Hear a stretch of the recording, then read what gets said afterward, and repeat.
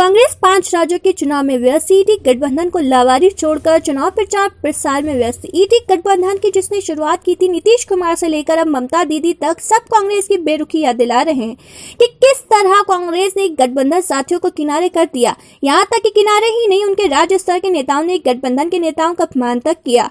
कौन भूल सकता है कि मध्य प्रदेश चुनाव से पहले कमलनाथ किस तरह अखिलेश कह रहे थे। कांग्रेस को उम्मीद थी कि मुख्य 4 राज्यों में से 3 राज्यों में तो चुनाव जीत ही जाएंगे, लेकिन ऐसा न हो सका। कांग्रेस का अति आत्मविश्वास और अति घमंड कांग्रेस को ले डूबा। जैसे ही पारिवारिक पार्टी चुनाव हारी, उनको तुरंत ईडी गठबंधन की याद आ गई और बैठक बुलाने के लिए कांग्रेस बेचैन हो गई। लेकिन इस बार गठबंधन के नेताओं ने कांग्रेस को आईना दिखा दिया और गठबंधन की बैठक से किनारा कर लिया। नेताओं का कहना है कि वो लोग बिजी हैं। क्या है खबर, हम आपको बताते हैं इस रिपोर्ट में।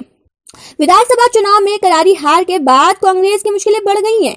विपक्षी दल अब कांग्रेस को आंख दिखा रही है और कांग्रेस कुछ नहीं कर पा रही है। लोकसभा चुनाव को लेकर होने वाली इंडिया गठबंधन की बैठक टल गई है। अगले साल होने वाले लोकसभा चुनाव को लेकर रणनीति बनाने के लिए इंडिया गठबंधन की नई दिल्ली में बुधवार को बैठक होने वाली थी। कांग्रेस की तरफ से इस बैठक को बुलाया गया था, जिसमें विपक्ष के बड़े नेता हिस्सा लेने वाले थे। हालांकि अब कई सारे नेताओं के इसमें शामिल नहीं होने की वजह से बैठक को टाल दिया गया है।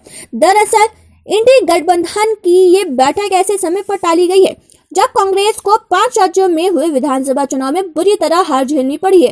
तेलंगाना एकमात्र ऐसा राज्य है जहां कांग्रेस सरकार बनाने में सफल रही है। इसके अलावा हिंदी हार्टलैंड के राज्य राजस्थान, मध्य प्रदेश और छत्तीसगढ़ में कांग्रेस का सुपड़ा साफ हो गया है।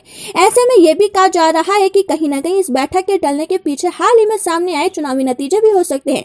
भले इंडिया गठबंधन के प्रमुख नेता इसमें हिस्सा लेने के लिए नहीं आ रहे, मगर फिर भी बैठक होने वाली है। यही वजह है कि बुधवार को होने वाली ईडी गठबंधन की बैठक को फिलहाल अब विपक्षी दल अनौपचारिक बैठक करार दे रहे हैं।